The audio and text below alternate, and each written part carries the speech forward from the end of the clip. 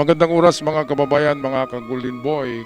Kayo rin ba ay naniniwala dito sa sinasabing Super Club or C5?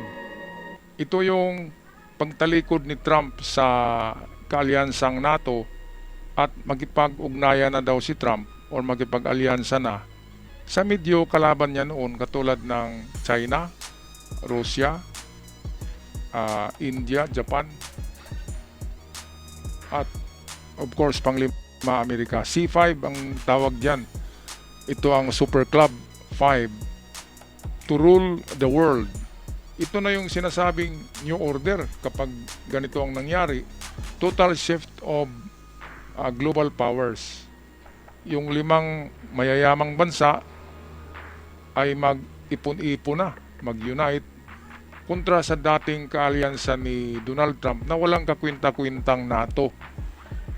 Ito mga kababayan, ipagpalagay natin na meron kang club, tapos yung club mo ay palagi ka lang nagbigay ng monthly dues, pero wala kang nakukuhang kahit ano, kahit kusing, kahit isang pisong duling, walang naibalik sa iyo ang club na yan na sinamahan mo na organization, pero ikaw ay nagbibigay ng libo-libo bawat buwan. Parang hindi yata healthy yan, di ba? Yan yung nangyayari kay Donald Trump. Ang Amerika ay nagbibigay sa NATO ng bilyon-bilyon kada taon. Sa Canada, ganun din. Tinutulungan pa ni Trump, nagbigay pa ang Amerika ng pera. Pero may binigay ba sila sa Amerika? Wala. Pagdating sa gera, tulong ng tulong ang Amerika sa kaalyansa. Tapos noong inatake ni Trump ang Iran, sabi ng kaalyansa niya, sabi ng NATO, it is not our fight. We will not fight, it's Donald Trump fight. Ano bang klaseng kaalyansa yan? Ang kaalyansa parang fraternity yan. Kahit na mali yung kapatid mo, dahil sa fraternity nga, ay tutulong ka pa rin. Yan yung nangyayari sa fraternity. Kasi one for all for one yan. Kaya ang sama-sama ng sinabi ng talagang nasasaktan si Trump, pati ang Amerika. Ang sama ng sinabi ng NATO na America's fight with Iran is not our fight. Napakasama talaga. Sa Ukraine, bakbakan ng Amerika, nagpadala ng mga contractors. Ito yung mga veteran na soldiers na binabayaran ng Amerika. Nagpadala din ng mga armas ang Amerika, nagpadala din ng tulong sa Ukraine. Ukraine ay sakop yan ng NATO. Kahit na hindi nila sinabing membro nila, pero sakop nila yan, ang Ukraine. Ang Amerika ang mas malaking tulong sa Ukraine kumpara sa NATO. Pero pagdating sa gira ni Trump kontra Iran, hindi sila tumulong kahit $1. Nagbaliktad sa mundo ni Trump na baka ito na nga yung mas mabuti pa si Putin. Maganda ang trato kay Trump kapag pupunta ng Rusya. Mabuti pa si Xi Jinping kapag pumunta doon si Donald Trump ay red carpet, di ba? Ang resepsyon.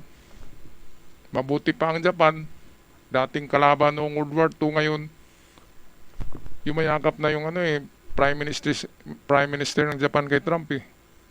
Kaya diyan natin makikita na siyempre yung kapitbahay mong sama ng ugali, tapos yung katapat mo na bahay ang bait-bait, siyempre doon ka kikiling sa mabait. Kaya ito yung nangyayari kay Trump ngayon, mga kababayan. Pero ano lang to parang teorya lang to, conspiracy. Okay, ito ang video atin panoorin, courtesy ng ating mga ka-vlogger diyan sa India. Super Club. What happens if the world's 3 biggest superpowers, Asia's largest democracy, and a Pacific heavyweight are put in one room? Washington is buzzing over an audacious idea, a Core 5, or C5, that could redraw the global power map.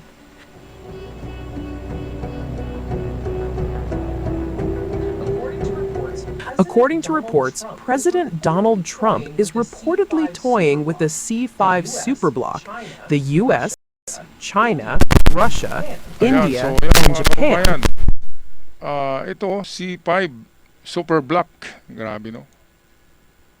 The US, China, Russia, India, and Japan. Wala ang Pilipinas eh. Kasi ang pinipili ni Trump ay yung mga mayayaman talaga na bansa. Katulad ng Japan, sa Asia, India, di ba? China. At of course, doon sa Europe, bandang Europe, Russia, pinakamalaki, di ba? Dating Union Soviet. Japan ay mga samurai at mayaman na bansa. Yung Germany na lang ang hindi sinama ni ano eh. Kasi ang Germany ay NATO. Hindi sinama ni Trump eh. Trump is toying with tinatawag C5.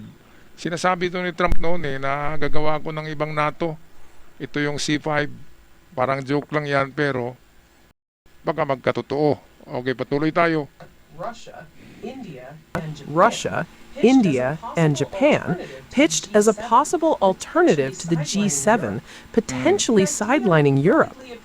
The idea reportedly appeared in an unpublished draft of the U.S. National Security Strategy, though the White House has not confirmed it. This is a sign of shifting nonsense in the fellow's mind. Look at the countries that he's talking about. You might recall that not too long ago, he had proposed an enclave in Gaza for the Palestinians.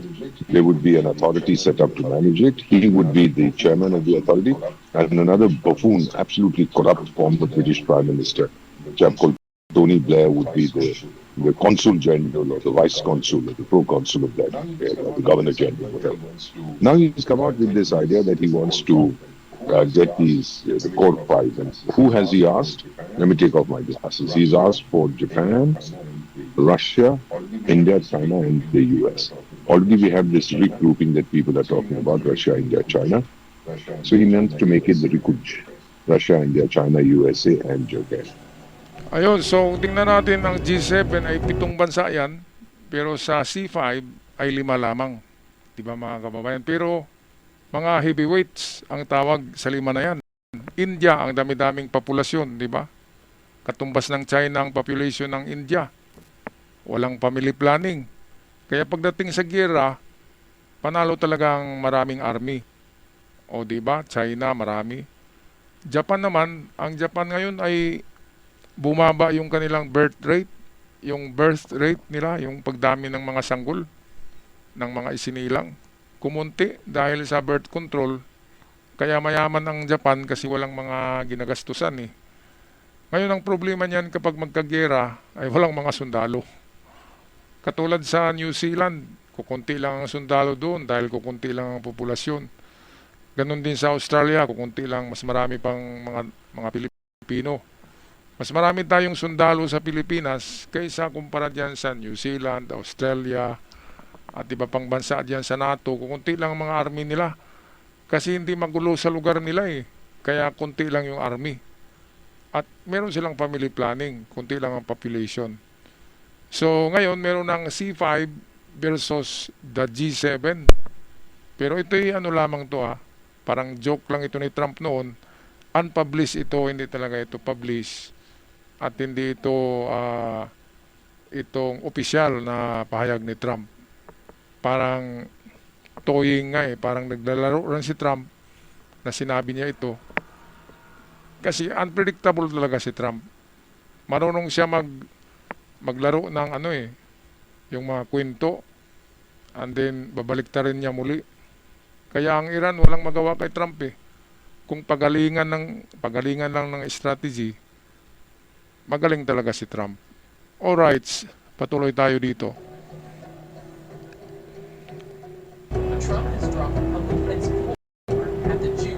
Trump has dropped public hints before at the June G7 summit. He said Russia and even China should be part of the group, calling Russia's 2014 removal after Crimea a very big mistake. The G7 used to be the G8. Barack Obama and a person named Trudeau didn't want to have Russia in. And I would say that was a mistake, because I think you wouldn't have a war right now if you had Russia in. And you wouldn't have a war right now if Trump were president 4 years ago.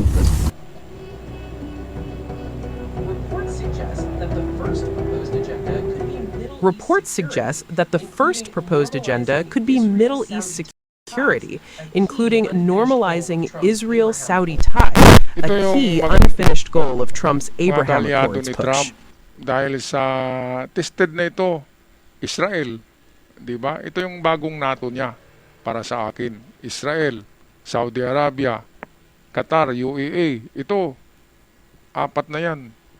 Kasi mayayaman na bansa 'yan. Kung pag-usapan lang yung mga armas, pwedeng bumili ng mga makabagong armas ang mga bansa na 'yan. At bumili na nga sa Amerika ang iba diyan. Ang Saudi, bumibili sa Amerika. UAE, kahit ng Qatar, bumibili sa Europe ng mga kagamitan sa army. Kaya itong mga bansang ito ang magandang kaalyansa ni Trump dahil sa mayayaman. Ewan ko lang kay Putin kung payag si Putin na na sila, unite at China, di ba? At naku, nandiyan ang North Korea kapag sasama yan Kaya magkaroon ng lata na kamatis kapag nandiyan ang North Korea, mga kababayan. Kaya ito'y lang to, hindi ito talaga opisyal na pahayag ni Trump. Ito'y mga parang mga sinabi lang niya ng pahapyaw lang na sinabi, pero medyo may laman, di ba? Saudi Arabia is not part of the Accords yet. Saudi Arabia is not part of the Accords yet. There are many calculations, many factors that go on in his mind, but the bottom line is this idea will find no traction anywhere other than in his own mind and his own fantasy by next week. I've lived in that country. I understand diplomacy. I've been 52 years in it. By next week, you'll hear nothing more about it.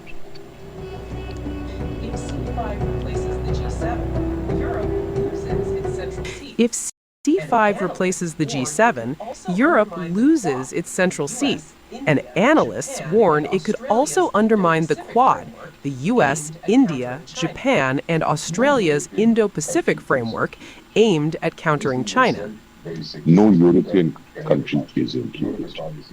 This is in itself very significant. He doesn't care about Europe. Europe, as far as he's concerned, is a tired old buffoon.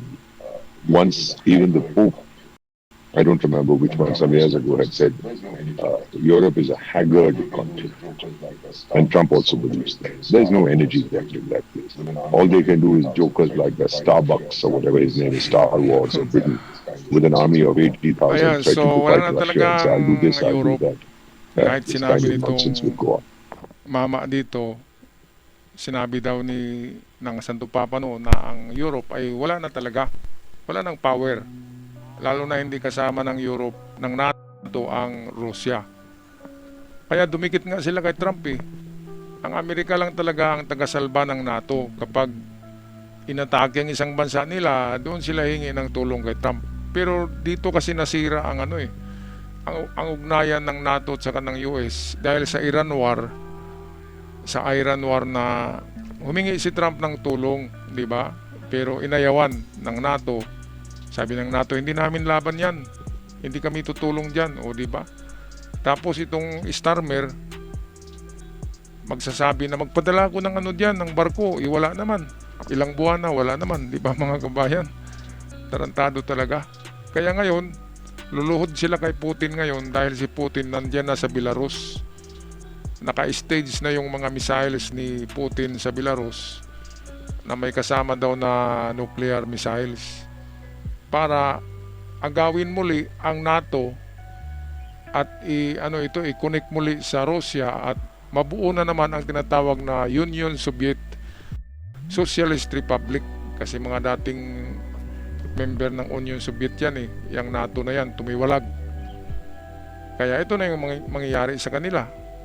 Kawawang NATO, di ba? Kasi hindi nila tinulungan si Trump.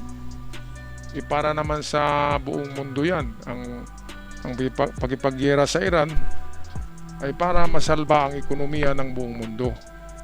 Hindi lang naman kay Trump yan. Okay mga kabayan, anong masasabi niyo dito sa tinatawag na Super 5, Club 5 or C5 na pang-replace ni Trump sa NATO? Or Yung sa Middle East naman, Israel, Saudi, UAE at Qatar na pwede ring maging kaalyansa ni Donald Trump pagdating ng tamang panahon. Totoo kaya ito mga ka-Golden Boy? Pag-comment na lang sa ating comment section. Ako'y magpapaalam na, maraming salamat sa lahat.